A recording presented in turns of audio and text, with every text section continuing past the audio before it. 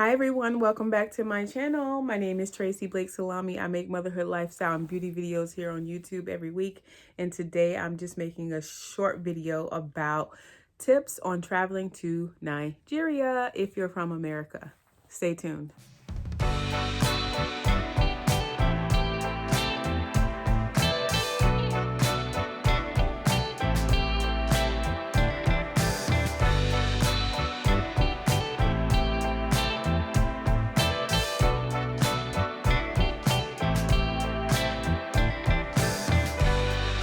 Thinking about what we've been through.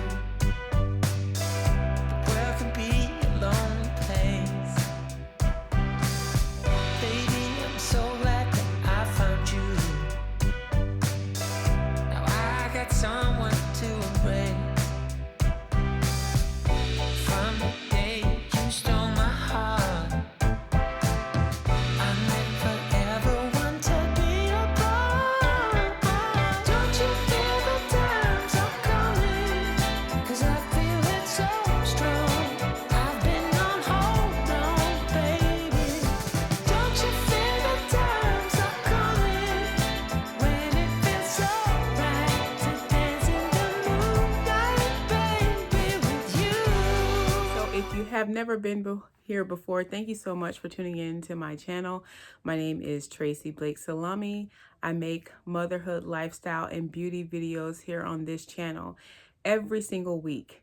And in my efforts to be really consistent and keeping up with all of your requests, I wanted to just sit down and chit chat about traveling to Nigeria. As you all know, my husband recently went home for a little bit to handle some family business. He's back now, but I still wanted to just talk about prepping and dealing with traveling and all of that when it comes to Nigeria. I don't know if you all knew, but President Trump is working on a new group of countries for a travel ban. Nigeria is included in one of them. As you all know, I'm a practicing attorney and I do not address immigration issues on this channel. So if you need an attorney, you need to look for a competent attorney in your jurisdiction.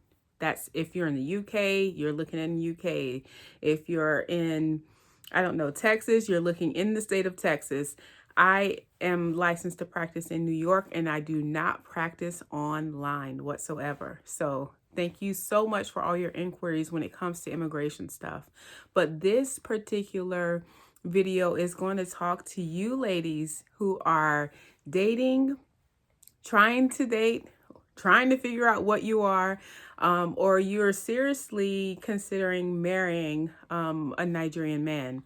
I think that I've talked a lot about marriage on this channel and dating on this channel. So this particular video is only going to focus on people who are looking to travel. I know that a lot of you are aware of the need, American citizens, for your visas and the visa application and what that entails. There's a lot of videos here on YouTube that can help you address that.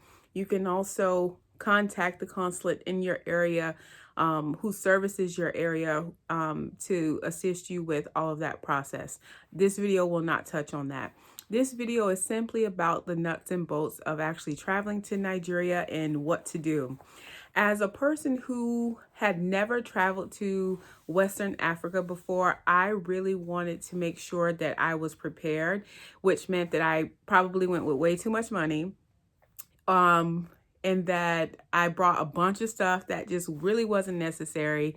But honestly, there's nothing going to really prepare you for the experience that you are about to embark on, especially for those African American women who are looking to consider West Africa as a home, especially for those women who have always just wanted to travel to Africa because it's something that you believe is a part of your identity, even though you may not be able to pinpoint exactly where in the continent you or your ancestors originated from. You just want to touch base with the continent.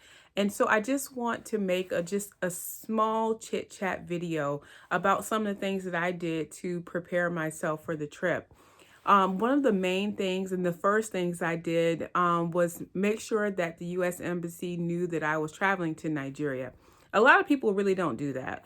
They don't get the U.S. State Department involved in their travel plans, and they just get up and go. And it's not required. It's something that you can voluntarily do just to let the US government know that, hey, I'm a US citizen and I'm traveling to this area. Um, Keep a lookout on me or whatever. So what they will do is send you warning notices, and there's always some high alert for Nigeria. It's very common that you get travel notices by email from the State Department because there's always something going on with Boko Haram, or there's some kidnappings that are happening in different pockets of the country. And they will tell you if there is some sort of elevated warning and the reason behind it. So that is something I did as a complete novice, as someone who was just doing the most and trying to be extra careful with letting the State Department know what was going on with me and my travel plans.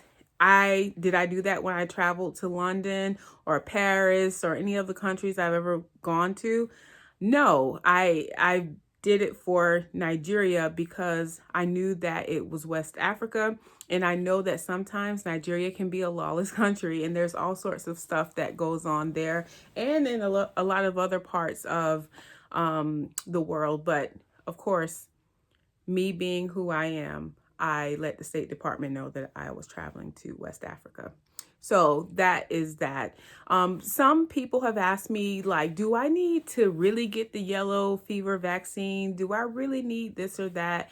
And I will do the most conservative thing, as you all could imagine, me being the person that I am. I went along with what the CDC recommended.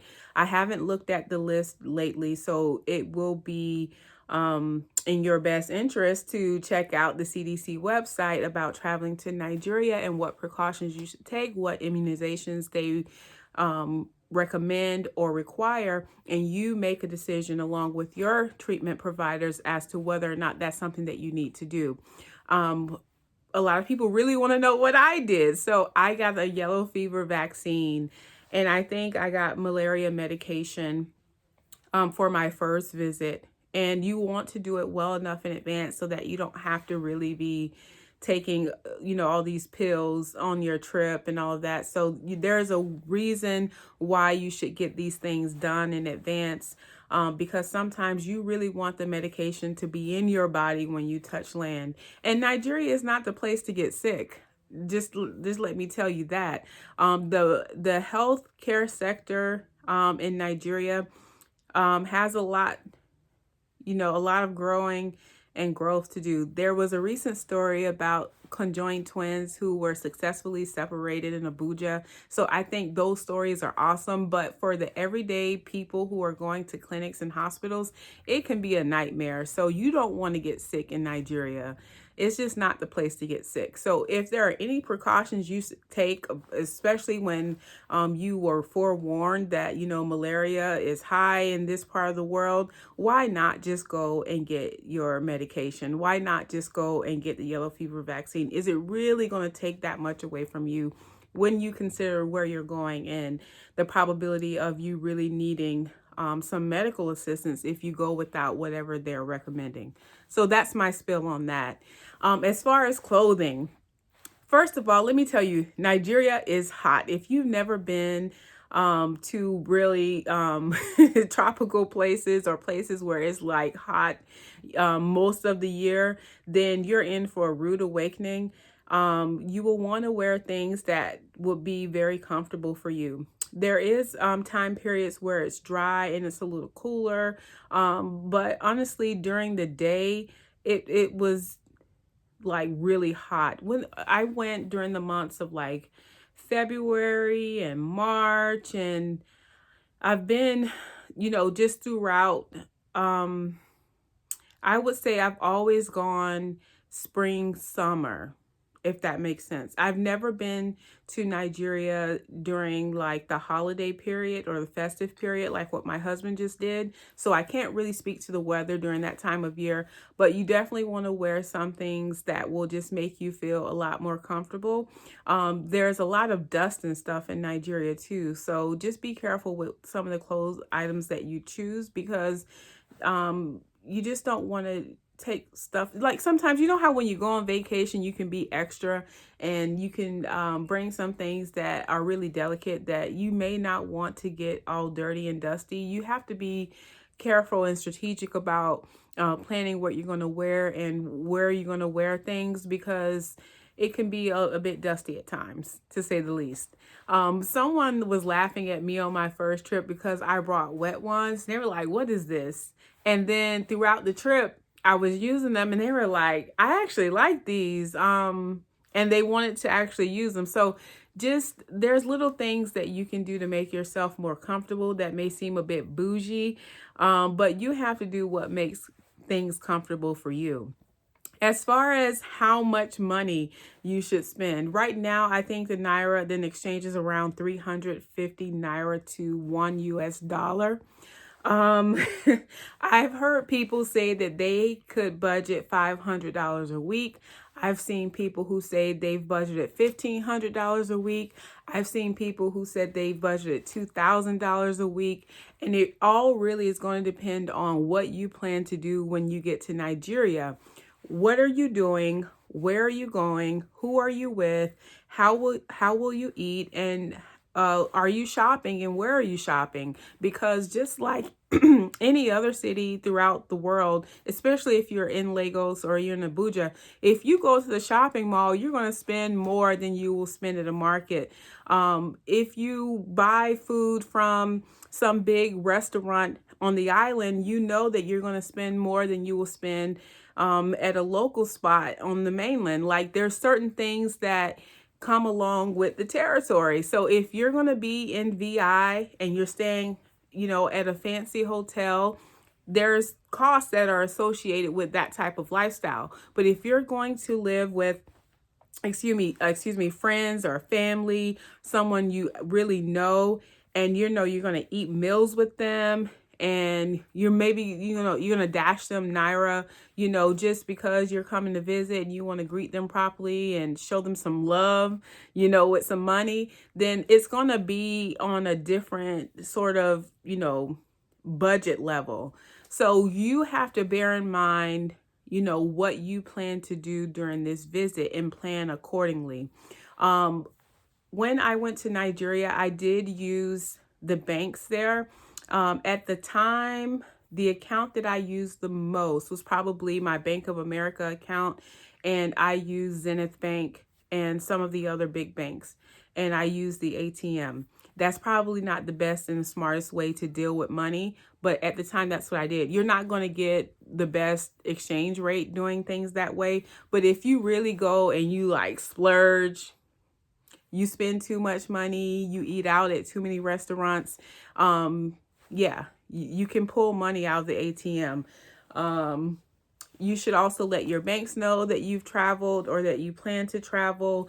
Of course, the bank will tell you that this is a high risk area, but you can certainly contact them if you believe that some fraudulent transaction has taken place. I never had any problems with that. When I came back to the States, my cards were fine, my accounts were fine. Doing anything with banking in Nigeria and you're not a not a Nigerian citizen, it can be a little tricky to even get into the bank. So the whole banking system in Nigeria is a little different. So if at all costs, I would just try to budget wisely. Try not to use ATMs if you can help it, and just plan accordingly. When it came to food in Nigeria, I think I pretty much tried a little bit of everything, from the KFC or Domino's to eating smoked fish on the beach, to eating at some of the local spots, pounded yam and all the different soups, to eating in family members' homes. So I can say that I never got sick from food. I ate a lot of suya, never got sick. I don't know if I always ate the meat that I thought I was eating, but I never got sick. So just know that if you do the smart and sensible things, if you are eating in places that seem to be pretty on the up and up when it comes to cleanliness, I think you'll be fine. I haven't heard anyone, any of my friends or relatives, anyone that I know who's traveled, who's gone to Nigeria, I haven't heard them get sick from food. It just hasn't been the experience that I've heard about. So just know that typically the places you will want to eat at, they're fine. You should try things, really try to explore. I say that because I'm thinking of my mother-in-law who's always eating Nigerian food here in the US. I'm like, Mommy, you've been eating Nigerian food your whole life. Try something different. So I say that to you too, my Americanas, like you need to go to Nigeria, really try the food, try different things that, you know, may not meet your eye. You would be very surprised. And let your person who's taking you around be your guide. Someone recently reached out to me asking whether or not it made sense to travel to Nigeria when they're trying to date someone. This is probably the number one or two question that I get in my inbox. And I always tell people to travel with friends. I can't tell you whether or not the person you're dating or trying to date is going to scam you, but I always know that when life gives you lemons, you can make lemonade. So if you're traveling with friends, to a place like Nigeria or Ghana, you're going to have a blast. And if that guy turns out to be a loser, you can still have a blast. There's so many lounges and clubs and spots in Lagos, if you're going to Lagos or Abuja, which I've never been, but I've heard a lot about, or Port Harcourt, you know, just try to enjoy yourself. Let your guard down a little bit, you know, have fun is what I mean to say. And just take extra precautions. I believe, I think it was my very first trip. We were pulled over by police. That was an adventure. For no reason. I think they just wanted money. And they heard my American accent, and then it was like, why is she here? What is she in the country for? Then they wanted everyone to bring out their phones to prove that they were not engaged in some 419 or whatever. It was just a way for them to get money. And you never know what you may face when you're traveling to a developing country, even a country like Lagos that is heavily populated with a lot to offer. There's still stuff that goes on every day. One thing that I took away from my very first experience is how much Nigerians hustle. I love it. There were people there who, I believe I've shared this before, by all accounts, at least by American standards, would be considered permanently disabled and living on Social Security. These people are in the street hustling, selling sunglasses, water, pure water, selling grapes or apples or whatever it is that they're trying to market. They are hustling plantain chips. Like, it is a country where you see just how people really do whatever they can do to make it. And it really encouraged me that even on my worst days, when I feel like what I'm doing is just not enough, or how much I'm able to manage with the funds that I have, I'm always thinking of those people that I saw in the streets in Nigeria who were hustling. I remember seeing someone who was a quadriplegic, I believe, and this person was selling fruit with his neck, like holding fruit in his neck, coming to the car. Like, can you imagine? So I feel like it's an opportunity for you to take everything off that you have in your mind about what is life, what is prudent, what is good, what is evil. what is life in the Western world, and really open up and embrace Nigeria. Give Nigeria a good, fair shot. Be careful, be safe, be vigilant, guard, your passport and your means of income or money, and getting around. Like, take care of yourself, but also enjoy yourself. Soak up Nigeria for what it is. Take all your Western mentality, throw it out the window, and just live. So I hope that this travel video helps you. I just wanted to do a quick video giving you tips on some of the things I did during my first trip, and some other trips to Nigeria. I may do a part 2 depending on what you guys say to me in the comments. Let me know if you want to hear more tips, or if you have particular questions. I will try to address them in my next Q&A. So go ahead, and if you haven't already, subscribe to this channel. Hit the bell button so that you get notifications each and every time I upload a new video. Until next time, take care.